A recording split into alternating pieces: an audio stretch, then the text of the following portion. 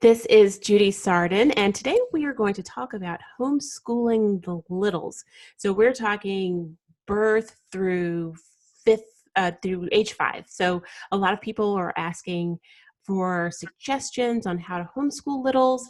What do you do with them? Should I get a curriculum for my 3-year-old? And I'm always like, no, please don't. Little kids need lots of experiential stuff, and they can learn so much that way. And so in order to back me up, I've got an awesome mom here today. Her name's Jennifer Howell-Stephens, and she's the mom of 5-year-old twins. And my kids and I visited Miss Jennifer's homestead a couple of weeks ago, and the kids have been asking to go back several times because it's just amazing. She has an amazing setup, and she works with other little kids, and she's got a farm school. And so I just thought that Jennifer would be an awesome person to talk to you about how to educate littles without sitting in front of worksheets and books all the time. So with that, I'm going to ask Miss Jennifer to tell us kind of what is your background? What were you doing before you had those babies? So I actually have a doctorate in biology, which I got from University of Illinois at Chicago. I basically was in school. I got pregnant with the twins, 5 years after getting my doctorate. Mm-hmm. And, I was just basically trying to figure out what I wanted to do in the world, and nothing really ever fit because I really wanted to be a mom, and that hadn't happened yet. So I was just kind of biding my time and using my degree. I did a lot of work in children's museums and things like that. So that's basically what I was doing with my time until the twins came. And so when you said you always wanted to be a mom, and so mm-hmm. You're homeschooling, did you always envision homeschooling them? No, that never even crossed my mind until, they were here. And probably when they were around 3, I was like, wow, I really like having them at home. I really love, doing our day-to-day, all the little things that we did, and started to really think this could be a possibility for me. But my husband was completely against it at that point. Oh, so tell me about that. Yeah. So my husband grew up in the inner city of Chicago, and homeschooling sounded like something that people did in the country when there was no school system, Yeah. It did not sound real to him. It didn't sound like something that, regular people did. Right. And all the homeschool kids that he ever knew about were the weird kids, the kids yes. that had to have a conversation, or that would like run and scream if you tried to talk to them, that kind of thing. So actually the homeschool group that we're a part of really helped to change his idea of what homeschooling is and what it can really do for a family. Mm-hmm. So when you, because I want to delve into that a little bit more, because a lot of people, you have one spouse who really wants to do it and another spouse who doesn't. I mean, that was with us. My husband's older. I mean, today I'm 49. My husband is 62. And okay. So you talk about old school. He definitely was like, what, home what? Send them babies to school. Yes, exactly. So how did you, because you weren't in the group at first, so how did you kind of get your husband to come around to at least, saying, all right, well, we'll try it and see what happens? So, the first thing I did was I really started to pray about it, mm-hmm. because I had this, I had this aversion to sending them to school, and he actually made me send them to a preschool for 6 months. And it was like I had all this free time, right? Mm-hmm. So he thought that I would be happy, you should have all this time to do all the stuff that you want to do.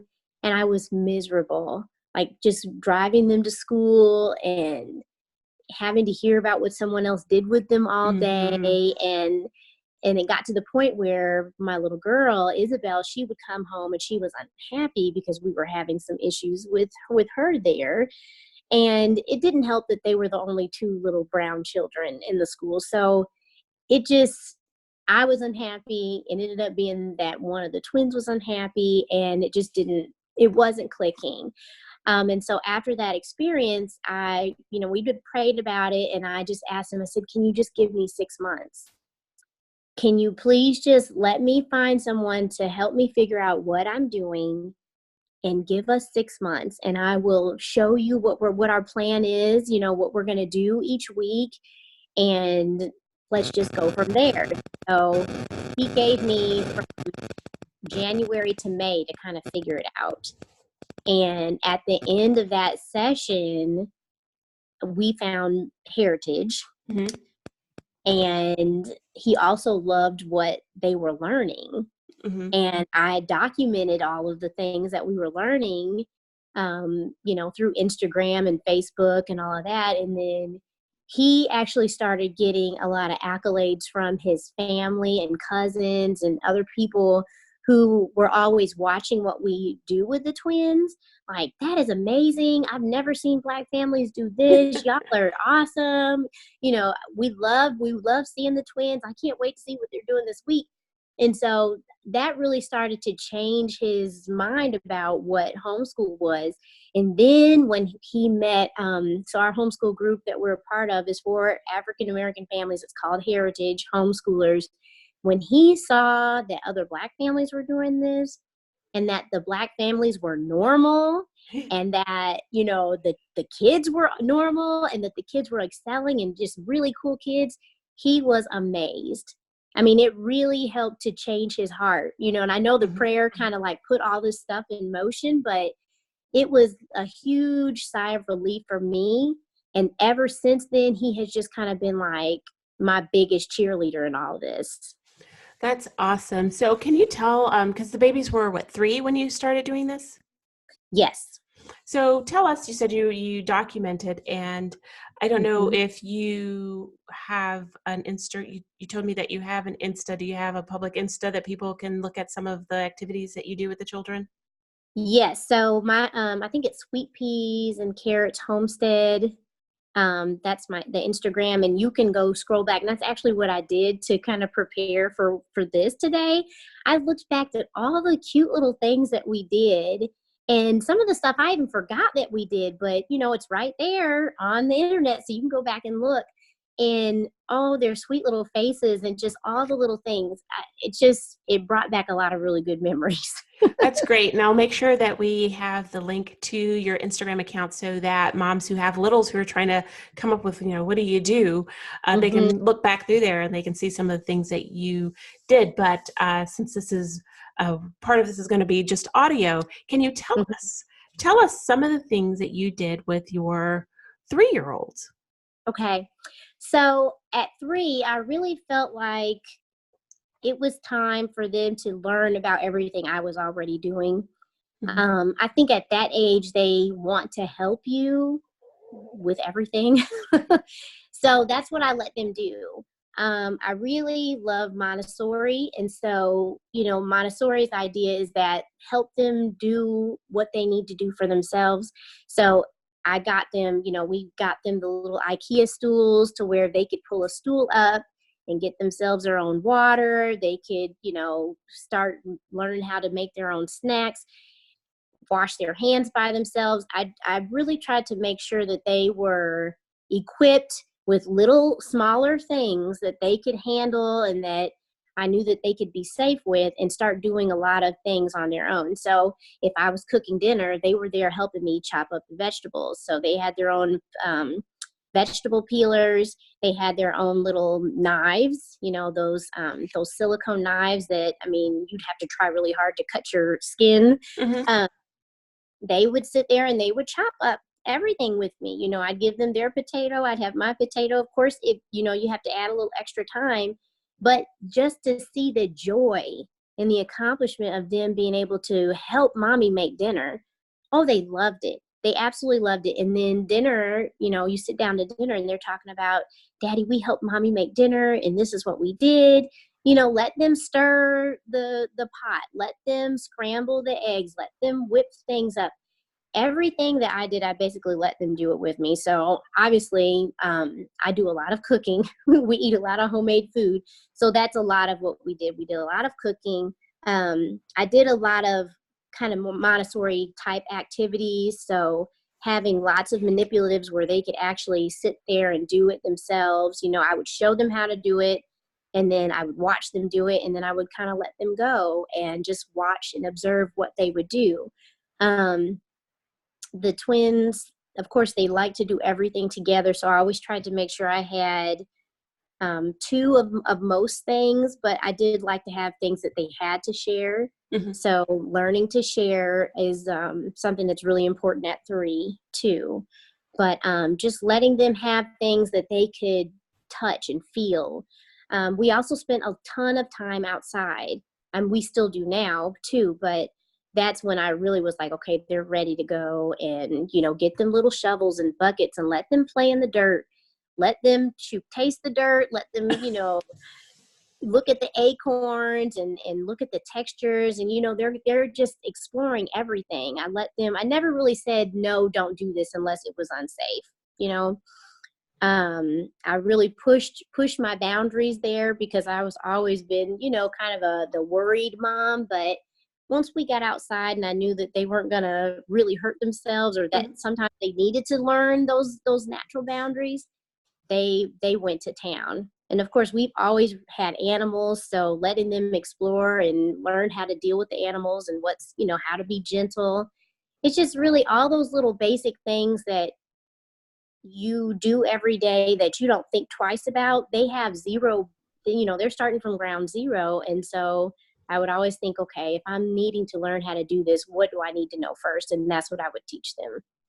Now, what I really love about everything you just said is that what you just said has nothing to do with the children themselves sitting down reading a book. These are all things that anybody can do, really. And because I know a lot of with the Montessori, and when people think Montessori or Montessori school, they think it's very expensive private school, but there are a lot of Montessori materials. So my children went to Montessori school before I homeschooled them. So I'm a huge fan of Montessori. I believe in it. Okay. And there's a lot of stuff that you can do, and you can Google it if you're listening, that you can do that's really low or no cost. You know, we've got rice, and you've got beans, and you've got tweezers, and you've got vegetable basters, and you've got all this stuff at home, or that you could get at pretty low cost. At the dollar store, you know? Yes. So there are a lot of things that you can do Montessori wise that doesn't require you buying a lot of stuff, but it helps the children learn. And like what Jennifer said, the whole Montessori philosophy is that kids can do a lot more than we give them credit for. You know, if you're still preparing your kid's snack and your kid is in middle school, please stop. And I say this to people all the time. You know, just stop. If they're in middle school, they are more than capable of preparing their own snack or preparing their own takeaway lunch. So Montessori is all about young children learning this very independence that Jennifer is talking about right now, putting things down low so that they can reach it, having things that they can manipulate with their small hands, but then just letting them go. And so I really love that. Jennifer, let's talk about some of the outdoor stuff too, because again, you know, culturally,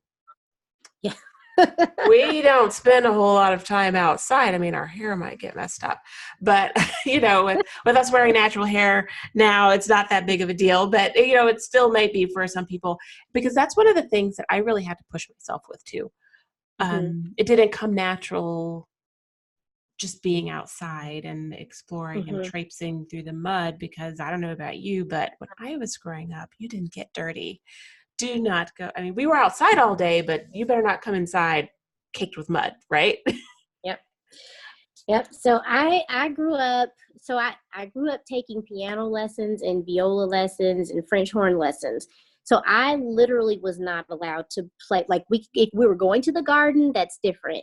But I wasn't allowed to just go out and play and climb trees and jump off of rocks and things like that, because my mother would say, if you break a finger, if you break an arm, then all of our, you know, we wasted our money on all these expensive lessons. So I knew that I didn't want that for them.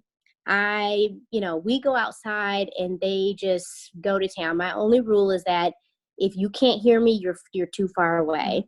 I need to at least be able to, see you or hear you. Mm-hmm. Other than that, you're free to just like go to town. And so just being outside, I feel like I want them to be comfortable in whatever kind of weather. Mm-hmm. Because some kids, so I run a forest school here on our land, and we go to other natural areas, but some of the kids have never played in the rain. And just the thought of that, like the joy of playing in the rain. Now, I remember the first time I let the twins play in the rain, I took all of their clothes off and I just let them go out there, and they ran and they screamed and they had so much fun, and the laughter. Like, I wish I had videotaped it just to hear the laughter and the joy in their little voices. And when they got done, I brought them in, gave them a hot shower, gave them some hot tea. I mean, it's something you got to do it. It's these Yes. things that you have to do. They have to play in the mud. Let them get dirty. Okay, I understand there's play clothes, and that's the other thing. You have to explain to them, these are your play clothes. These are clothes that are not okay to go outside and get dirty. And once you explain that, you give them some rain boots, you give them some, stuff from the dollar store, and let them go to town in the mud, feed the dog mud, whatever it is, climb in the trees, picking flowers. It's these things that if they don't do it, they will lose this complete connection to nature. Because if you don't give it to them, they're not going to ever like have that need for it. And at some point in life, you have to be out in nature. You're missing something. Like, you see some of these kids now that don't have this connection to nature. Yep. And there's always something like weird or missing about their personalities. And I just feel like you get this bigger understanding for life by just being outside and being able to play. And when they're playing, they're learning. Yes. And it doesn't have to be something that we're setting up an experiment or anything. I built the twins a water table, sand table it stays outside. It's in the garden. And till this day, that's like one of the first things they go out there and do. And they have little buckets and stuff, and they're collecting acorns and rocks and whatever else and flowers. They're cooking. We might have just watched a cooking show, and next thing I know, I hear the same language going on over there. Oh, this is overbaked, and your flowers are not, they're not the right form. And so it's like they extrapolate what they're learning inside when they go outside, and it's just like an extension of their learning environment. So I let them go, and sometimes I might be cooking, dinner and looking out the kitchen window, and they're out there riding their bikes. They could stay out there for hours by themselves, just enjoying whatever it is outside. So, and what the other thing, the thing that you just said is, it's not like you're setting up an experiment, because I think a lot of times because we're so used to scheduling everything for kids, we're used to, ordering all their activities. Everything is so structured. What I love about what you're talking about is how unstructured it is. Mm-hmm. And the kids don't get bored. When kids are outside playing, they don't come inside and say, I'm bored. Right? Nope. When my kids get bored inside, I send them outside, Mm-hmm. and so, I mean, that's what my mom did, right? Go outside, find something to do. But They do. They find it. yes. And so that's one of the other things. It's unstructured. And so when you're sitting here trying to think about, just trying to wrap your head around, what am I going to do with a 3-year-old? Mm-hmm. All this learning that you're talking about is taking place. And I've got another podcast episode posted. Actually, just posted it this week, where I'm speaking with a neurodevelopmentalist, and she's talking about just a lot of the things that we see in kids today are in large part due to how the culture has changed. And so babies are not being put on the floor, so they're missing that tactile information, that they're missing it. So they're always in a device, in a bouncy seat, in a saucer. And so babies of old were on the floor. They felt the cold hardwoods, and then they felt the fluffy carpet, and all of those things built those neural pathways. Yeah. And that's missing now a lot. And so what you're talking about is building those neural pathways like crazy. Mm-hmm. Yeah. Uh, because Yeah. they're touching, they're feeling, they're exploring. That's what kids used to do in the old days. Yeah. That's true. That's true. I mean, when the twins were first here, I remember finding Montessori then. And one of the first things I did was set up a tummy time area for them with a mirror on the floor. And they would sit there and look at themselves and look at each other. And I'd made them these quilts and they would feel the quilt, and I had a sheepskin rug there for them to feel. And they would just sit there and just, love on the quilt and just look at themselves. And like you said, they would crawl to the hallway, the hardwood floors. I mean, they would be happy down there for a long time until it was time to nurse, right? They were Yes. fine until they got hungry. So yes, all of that is so important. And even when outside playing in that mud, you feel the silt and the sand and the clay and just getting their fingers deep in it. And there have been times where I had literally had to we had to spray them down before we could bring them inside. But I know that did something for them that I could never set something up to That's right. do that. So yeah, they have That's to right. have experiences. So, okay, so you started doing that when when they were 3. So, as they turned 4, did you what did you do differently as they turned 4 or as they got older? I think the biggest thing was I actually asked one of the moms who had older kids if she could point me in the right direction. What are the things that they need to know for kindergarten? And so I, looked, okay, we need to know our letters, which we had already because I would also read to them all the time, but I started reading to them before they could even hold their heads up. So I knew that that vocabulary was building inside of their heads. And we just started working on all of those things, but I never used worksheets or anything like that. I would just find something that I felt like was hands-on that they could do to start working on those skills. So we had a lot of the Montessori red and blue letters, which we still use a lot of because they're only 5. But I would lay those out on the table and I would do a game because we've got twins, it can always be a game. So who can point to the letter first? This letter says this letter says but, and that kind of thing, and see who could point to it first. And just kind of ticking off the list, all of those things that they need to know, which if you look at it, most people's children, if you've been doing all these things with them, they probably could start kindergarten at 4 or even sooner, because you're like, they already know all of this, the colors. We would go outside and I would say, hey, point to something, find something that's yellow, or in the classroom, bring me some yellow blocks, bring me some green blocks. It was never like, let's sit down and let's learn this and go through flashcards. I just felt like if they were moving and laughing and having fun, and as long as I was, fulfilling what I felt like they needed, then we were good. I like the movement part. That was, part of the reason why I started homeschooling my son when he started kindergarten, is because I could see where we were going if I'd put him in school where he wouldn't be allowed to move. And with my son, he learned better if he was moving. And in fact, even now, if I'm doing a read aloud or something like that, to be doing something with his hands, he usually plays with his Legos or something.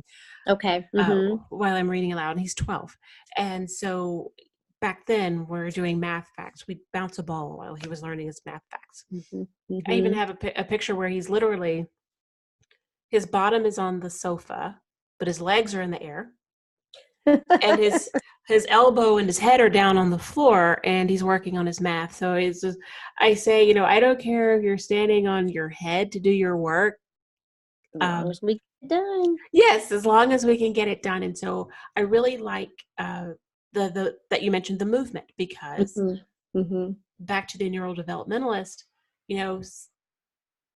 to be able to take in the audio, different people take it different. It absorbs differently. Yes. That's very Very true. Yes, even because when we do read alouds, I allow them to do something like Legos, or sometimes we might have a little sewing project that they're working on, or weaving, or whatever it is, whatever our, handicraft is at the moment, they can do that. Sometimes they might just be laying on the floor and petting the dog, or even playing with the dog, as long as I know that you're paying attention. And the way that I tell is that I have them narrate to me back whatever Mhm. it was we just read. Mhm. Because if you can tell me what was just happened in the story, okay, I know you got it, you know? Yes, and that I do the same thing. They laugh in the right places, and Mm-hmm. and they all now want to interject all kinds of stuff. It takes forever to get through a chapter now, because it ends up being a discussion. But yes, like you said, Mm-hmm. I know, and I know some people will say, their impression is that if they're reading aloud to their kid has to be sitting there still staring at them. No, that's hard to do. I mean, that's hard for me to do it as an adult. Like, I feel like I had to train myself to do that. But even then, think about all the adults that are constantly on their phone as they're listening to something. Hmm. So you expect somebody who's 4, who should be moving, to do that? Yeah. That's rough. Yes, I agree. So I'm glad that you mentioned that you've incorporated movement in their learning. Because I personally think that's very important. And even today, I found that it's funny. Recently, my daughter has needed more movement than she has in the past. She's in the past Okay. been one who could sit still and do stuff, Mm-hmm. but now she's starting to get kind of antsy. And Okay. so I'll just say, Haley, why don't you get up and go hit some tennis balls against the wall in the basement? Mm-hmm. And one day she comes up and she's like, you know what? I never thought about that, but that was really helpful. Oh. Yeah, I'm like, you don't have to sit here. You don't have to. I know you've typically done that, but your brother has never done that. So, Yeah. Yeah. if you need to get up and walk out some of your antsiness, that's okay. It's okay. Mhm. The beauty of homeschooling. Right. And just trying to understand like what could be going on in their little brains, like whatever developmental stage is going on. I just have always tried to be understanding of that, because even, I don't know if you remember the app, like it would tell you when a brain leap was coming for No. your child. So, but I think it stops at like 18 months. But, when they would have a brain leap, it would get crazy, and they would just cry or be really agitated for no reason. And I'd be like, what is going on?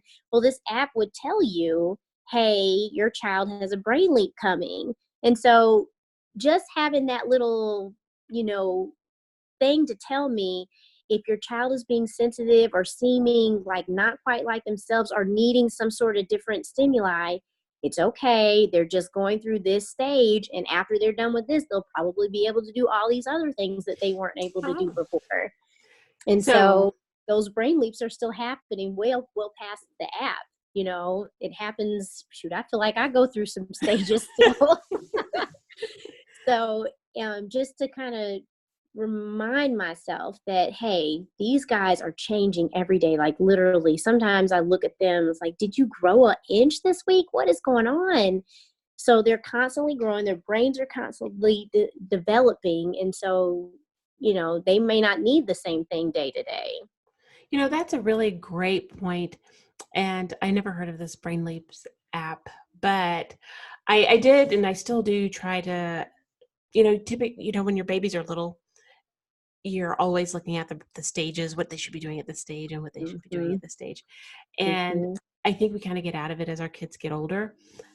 But I do try to continue to look at those, because even though my son is 12 now, and Hmm. uh, let me just tell you what, enjoy those 5-year-old babies while you got them, because yeah, he's extra now. But I try to, and you've seen him, he plays like he's 8, but he's still hitting some of the 12-year-old cognitive milestones now. Hmm. And I Hmm. know, I have to remind myself he needs more autonomy now. Yeah. And he needs more socializing now. And he needs these things which can sometimes just manifest because he's 12 and maybe still can't really articulate what it is he needs. Mm-hmm. I get frustrated, but then I have to remember, okay, this is the stage he's in. Yeah. And I can give it, it helps me.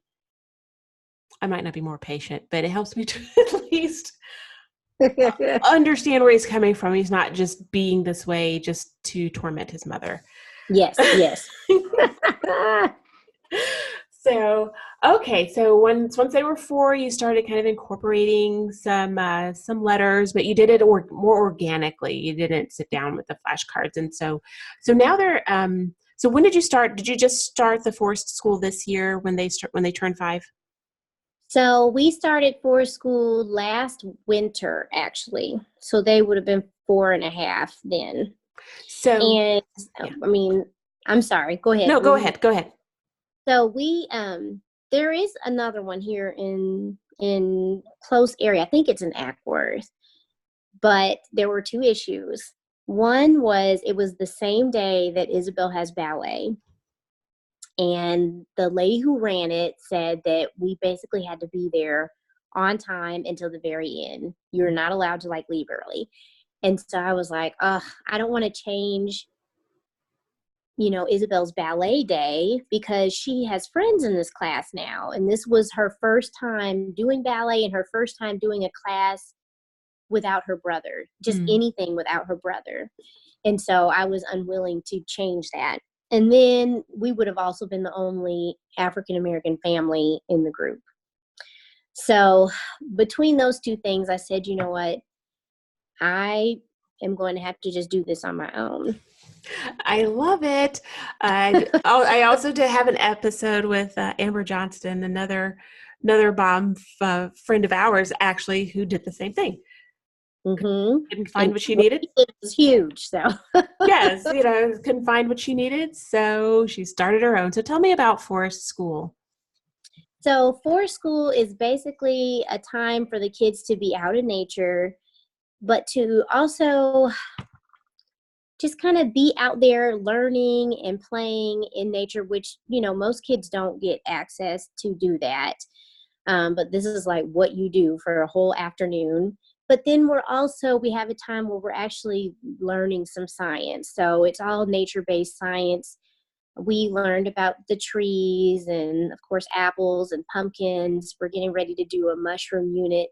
So they are getting what I would consider an actual, like a science class, because we do hands-on experiments. We just learned about building fires. So that's something that we're also going to be building, like outdoor skills.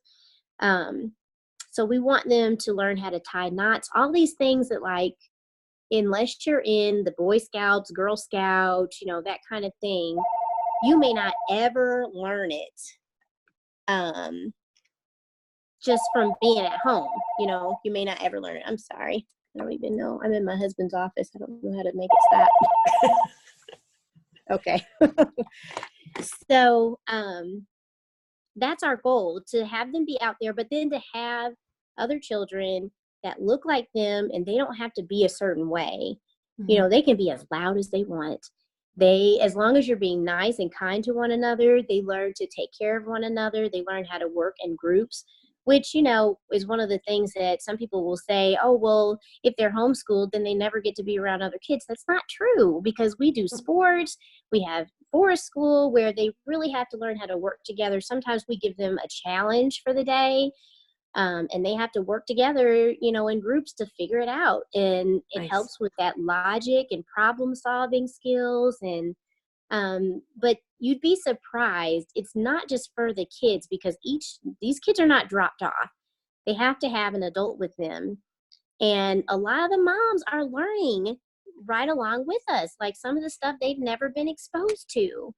And so, and then the moms also get this we're like a family, Sure. So moms are able to come together and, girl, let me tell you what happened this week, or have you ever, had to deal with this? So you have a camaraderie amongst the moms. But we also do we share in the teaching. So I'm not the only one teaching. So your child actually gets to learn from the other moms. We have a schedule. And generally, if we're learning about, we're starting a new unit, I teach the beginning of the unit because I kind of want to give all the moms an idea of what this, unit should be about, that kind of thing. And then I help the moms plan out what they're going to teach. And then we have like a big project for that unit. So the kids are getting some amazing exposure to things that most kids won't ever get to do. Like we're going to grow our own mushrooms in our mushroom unit, and the kids will get to taste, saute some mushrooms, taste mushrooms. But it's just a really cohesive group. And the deal is that when you come to forest school, you have to make this commitment to come every month. And so that the kids are seeing these same kids all the time. Right.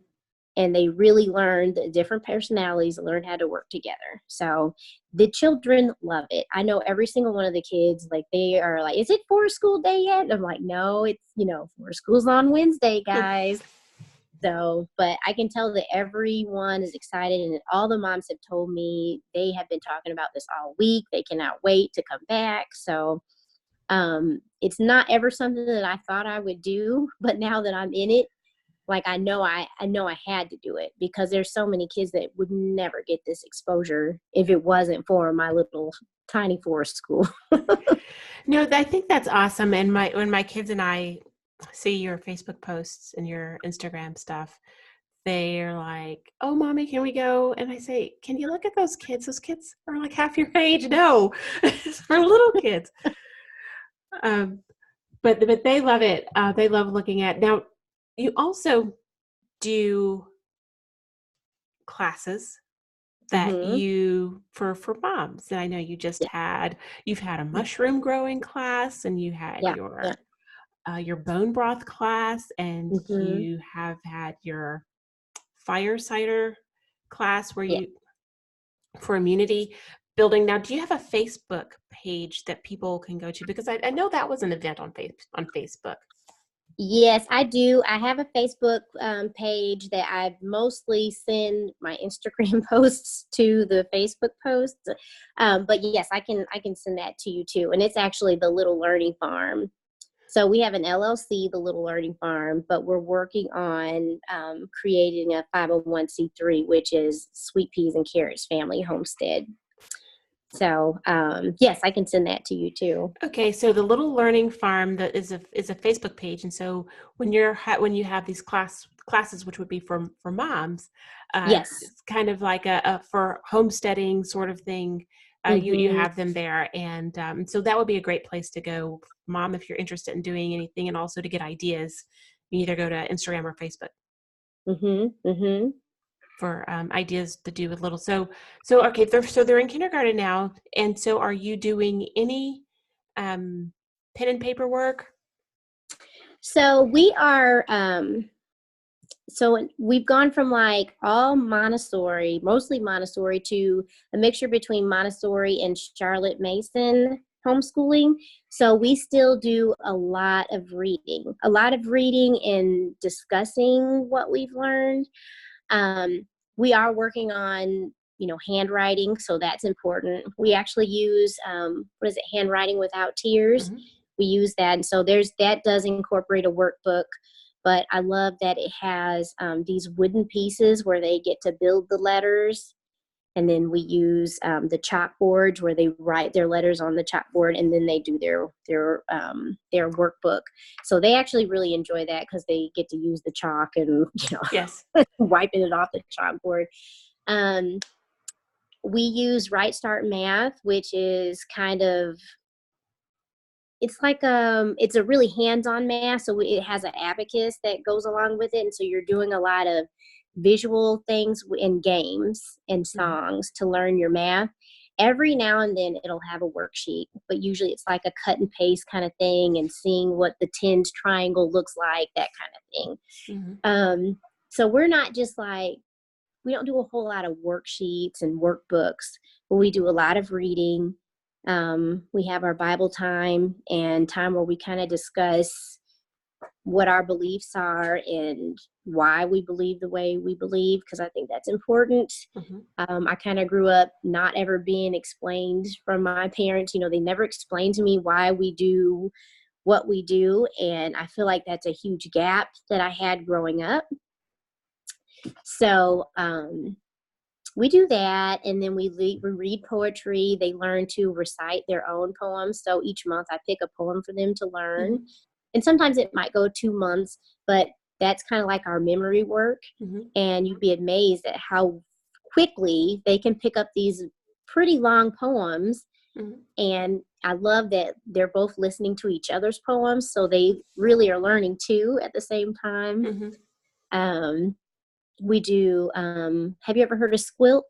Nope. Squilt music. It's called Squilt. It's super quiet, uninterrupted listening time. So basically it's a music appreciation class where we learn about the dynamics of music, and you go through, you know, the Baroque period, classical music, all these different kinds of music, jazz, but you learn how to listen to the music and how to kind of break it down and understand what you're actually listening to be able to train your ear musically is something I feel like you don't get unless your child is physically playing an instrument, or even a lot of times in, you know, like in a symphony where they get to hear all the different kinds of instruments. So I feel like that's really important. And then we do like our own music time. So they're learning how to play the chime bells and the bells. And there's just, I feel like there's a lot. It sounds really scatterbrained, but I have so many things that we do, and we do certain things or certain activities on each day, but it's the same each week. So they are really enjoying that. Okay, so a couple of things. One, you didn't tell me what you're doing for reading. Are you teaching them to read? Or are you? I know that you're doing a lot of read aloud. So how are you teaching them to read? So we are actually using, I think it's called the Ordinary Parent's Guide to Teaching Reading. And it has been really good because they're not, I feel like it's not, how do you say, it doesn't put a lot of stress on them. I had a very hard time learning to read, and I did not learn how to read phonetically. And so I wanted to make sure that they knew every single letter sound and that was down pat before they started doing those kinds of things. And I was worried because in my head, I was like, I want them to be reading fluently by the time they're 5 and, you know, all these things. And we just started the program, and I was like, let's just go through it. And they're sounding out words and stuff without me showing, you know, I'd showed them a little bit how to blend, but it's just like, it just happens. You teach them the basics, and now it's just happening for them. We'd started with Hooked on Phonics, but I felt like it was handicapping them the way it teaches the words, because it teaches you to look at the end of the words, the last 2 letters. And then you have to go back and look at the first letter. And I felt like every word they looked at, they were looking at the last 2 letters. Oh, gosh. And then trying to add the first, and it was frustrating them. So I was just like, okay. And they read a lot, you know, the little books, the Hooked on Phonics books with that. And I think that was the level 3 we started at. So I said, okay, let me, you know, ask Amber. And she said that's what she used. And then I said, I have that book. I'd had that book since they were 2. Yeah. And just hadn't like done anything with it. So I went back and I said, okay, let's start with that. And we started with that when they were probably 4.5. And so once you get past all the letter sounds, it goes much quicker. And, you know, they're going to be reading paragraphs and things soon. So they're doing really well with their reading. And I went more structured with that because I had such a hard time reading, and I just didn't ever want them to have to go through that. I was one of those kids that, like, I had to have straight A's or I was, you know, in the corner somewhere crying. Yes. And when I realized that I wasn't in the gifted reading class, it like tore my heart down. And so I literally taught myself to memorize a bunch of words in order to read. Yeah. And I just never wanted them to go through that, because I remember like just being devastated, feeling like I wasn't smart enough. And, I don't think they'll have that problem at all because learning to read phonetically means you could break down any word, no matter what comes to you. Whereas if you were, just memorizing words, that's why I don't really like when parents start teaching the kids those sight words before they know the letter sounds and stuff, because then they're really just memorizing that. They don't know how to read. And I had to get over the fact of wanting them to read fluently by the time they were 5 and just be like, okay, we're going to go through this process. We're going to stick with it, because Miss Amber, she did tell me that once they got through the program, her children read at much higher grade levels than, the grade level they're at. And so that's what I wanted to go for, rather than pushing them to memorize a bunch of words, that they, that it just wasn't going to be, it's not real. It's like a facade, Yes. when your baby can read, they're just looking at the form of the word. They're not learning how to read. So. Yes, I agree. And, I had a child who was he read early when he was Montessori, but then he regressed, and that whole, I was reading on a 12th grade level by the time I was, 4th grade. Yeah. And so it was really hard for me. I had expectations for my children, and it was really hard. That's one of the things that I talk about in one of my prior podcasts, about how when people think they don't have the patience to homeschool, a lot of it is reorganizing your expectations. And so if I wanted him to be a fluent, perfect reader by 5 or 6, I would have ended up sending him back to school, because he wasn't. Parents do, because they're just like, I can't do it, but you can. Yes. So one last question. You talked about your schedule, because that's one of the things that people are always asking me about. In fact, several people have asked me recently, do I do the same thing every day? For me, I have found with my older kids, and actually I got this, I used to be really insecure about homeschooling. I was that way for a long time, even though I kept doing it. And I would, every year, it's fall, I would, all the big private schools in town, like the Westminster and the Lovetts and all those, they would have their, these are like the $25,000 a year private schools for your 6-year-old. And they would be having their open houses. And so I would go and, see what they were doing, so I could make sure that, that I was doing what they're doing. And one of the things that I took away, but this is what they were all doing, they had block schedules. And so over, say, an 8-day period, they'd make sure they got math in 5 times, reading in 5 times, but maybe science only 2 or 3 times. And so they kind of use that block schedule. And so I was trying to do everything every day, and it was never getting done. I was always frustrated. And so now that I've kind of gone to this block schedule, so no, we don't do the same thing every day. And so you mentioned that you do the same thing every, like, Monday, Tuesday, Wednesday, but they're different each day. So tell us how you've organized your schedule, how you found it works for you.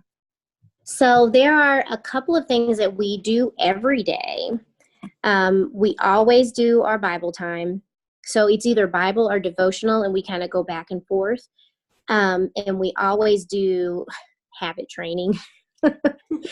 So, these little things that you might see some child acting a fool in the store, and you're like, ooh, his mama didn't do this, or his mom didn't teach him that. That's what I try to teach my little ones. So right now we're working on obedience, but there's all these things, obedience, cleanliness, I try to spend at least 10 minutes working on that. And it might be, it always includes like a Bible scripture and the definition of what they're learning. And then, maybe an activity or a book to go along with it. So we do that every day.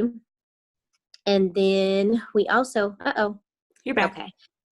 Then we also do our reading every day, and we do our math every day, and writing. And that sounds like a lot, but we're only spending about 10 minutes in each of those areas to get it done. But then Mondays, we work on manners, and we have art appreciation on that day. I don't have my cards in front of me, so I'm going off of my memory, but we have art appreciation on that day. And we also read, there's a book called The Hive of Busy Bees. I don't know if you've ever heard of that, No. but it's like a book of, it's about a little boy and a little girl who go to their grandma and grandpa's at the farm for summer. But the grandma every night has this story to tell them, and each story has like a lesson that they learn in it. So on Tuesdays, we actually have like an art project that we're actually working on. And we have these good citizen cards that we go over once a week, and then we try to incorporate that in the rest of our week. Wednesdays are our forest school. Mm-hmm. So forest school goes from 10 to 2. And then if we are feeling good enough, like not tired and too tired, we'll have poetry tea time. So that's when we do our squilt music learning. Mm-hmm. We work on poem recitation. We work on, I read them several poems that, I've been enjoying. And then we, have tea and a little treat on that day. Thursdays, we work on Spanish vocabulary and have trying to have, conversations in Spanish. And then on our Fridays, what do we do on Fridays? We continue with our actual art project. So sometimes it might show up twice a day. And then on Fridays, we also do our science. So I consider forest school science, and actually science has been popping up more because we've been learning about space. So I just kind of read as our read aloud for that part of the day. We'll read a book about space, or astronauts or whatever it is. So I'll use that little time to do whatever little elective they're wanting to learn about. So right now it's space. But we get through class in under 2 hours. I mean, there's breaks in there. I give them what's called brain breaks. So we might exercise, we might do some jumping jacks or run around or do a little yoga or something. But it allows them to have time to kind of just get their wiggles out and have fun. And we do class wherever we want to. So we do have a classroom, but if someone's not feeling great, we might do classroom in my bed that day, or we might bring all the bean bags to the classroom and do them on bean bags. Or sometimes we'll go outside if it's a beautiful day. We'll take a nature walk and then, do our class outside in the garden.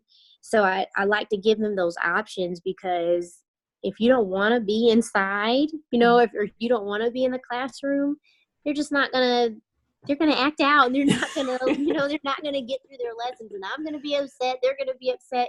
So I'd rather just give them the option from the get-go and say, let's get our work done. Let's have a great day. Where do you want to do class? So that's what we do. And I know that you didn't really mention it, but I know that you get out and you do field trips. And so, because you just came back from one today. Yes. So a lot of times our homeschool group has, classes that are being given. So today we learned about John Henry from Miss Amber from Heritage. And we went to the West Cobb, library, and that was basically all morning. So I don't try to come home and do like a full lesson with them. If anything, before we go, I try to do our Bible time, because I feel like that's like the most important thing of our day. Spending some time with the Lord, and then we go on. I know some moms try to come home and then do lesson. I'm not going to do that to myself. I used to try to do that. And I used to be like, well, we're supposed to be on this lesson and blah, blah, blah. But the thing is, like, this is not public school. We do not have to be on a schedule. And we actually do more school year round than the kids that are going to, a school system are doing. So I try not to stress myself on that. And of course, there's times where I, feel guilty, but we take breaks. We have sometimes a week where I'm just like, look, I need to catch up on some housework. y'all help me, but during those times we'll be listening like to an audiobook or something. We'll Uh-huh. pick an audiobook to listen to. And then we'll play games, some educational games. But I just feel like if you're having fun, they are learning all the time, Yep. all the time, even when you think they're not paying attention. Because I promise you, there have been times where I didn't think they got anything out of the class, and Daddy comes home and they just like regurgitate something that I taught them earlier that I didn't think they were paying attention to. So they're definitely getting it. I think, and that's an excellent point, that you can have your schedule, but don't be a slave to it. Don't let yourself get stressed out. Mm-hmm. Just, you're homeschooling and it's not public school. And even if you're in a state Mm-hmm. where, you do have set requirements, because Georgia is one of the more, I don't want to say lax, but I am going to say it, lax states with regard to with requirements and things like that. But even in states where you have to show that you did so many hours of history, science, so much of the stuff that you're talking about can be incorporated in that. I don't. You can do so much that doesn't necessarily have to be sitting in front of a worksheet and filling it out. And if you've got other stuff to do, I'm like you. I used to try to get it all done if I had this on the schedule for today. Even if we did a field trip, I'd still try to get it done. Like you said, I quit doing that to myself. Yeah, because it's just like they're not stressed about it. Why are you so stressed out about it? That's exactly right. Oh, that's awesome. Thank you so much, Jennifer. Do you have just for do you have? Are you planning on doing anything different when they turn 6 for next year? I know it's kind of far away, but just if you're planning on doing anything different for next year, let me know. And then if not, then just give us kind of your parting shots for homeschooling littles. Okay. For turning 6, I'm hoping that we'll be able to be sitting and reading some books by ourselves. So we do kind of have a quiet time that doesn't happen every day because they're not taking naps or anything anymore. I do want to incorporate that back into our schedule so that it is a daily thing and they have to sit and just read something that, of course, they love or that they're really interested in, but I would want to have some daily reading on their own incorporated. But everything else, I think I'm going to kind of keep it the same. We might take a few art classes outside of the house, which I think is important because I'm not an artist and I can't necessarily teach them everything they need to know, but I don't foresee too much else changing, but you never know. So, but as far as homeschooling, if you're thinking about it, give it a try. Even if you just give yourself 6 months or a year, give your family a try because, mine, they'll even tell me, I liked preschool, but I love being at home so much more with you, Mom. And of course, that just makes my whole heart just fill up. But, it's hard.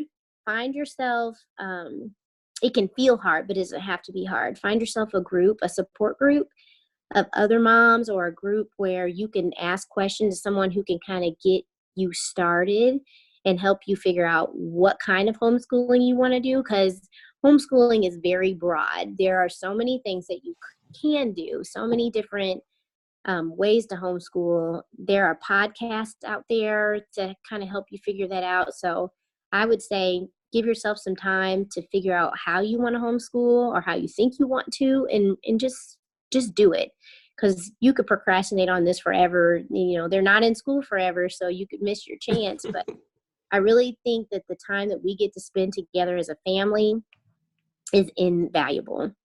I saw a commercial the other day where it said that an average family only spends 37 minutes together in a day.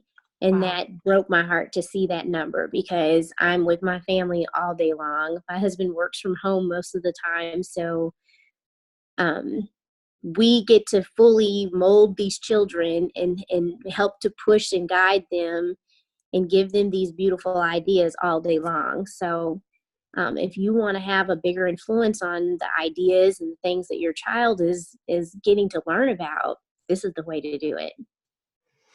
Thank you. And if you are looking to homeschool, I do homeschool coaching. So you So can let's reach out. You can reach out to me at judysarden.com/homeschool.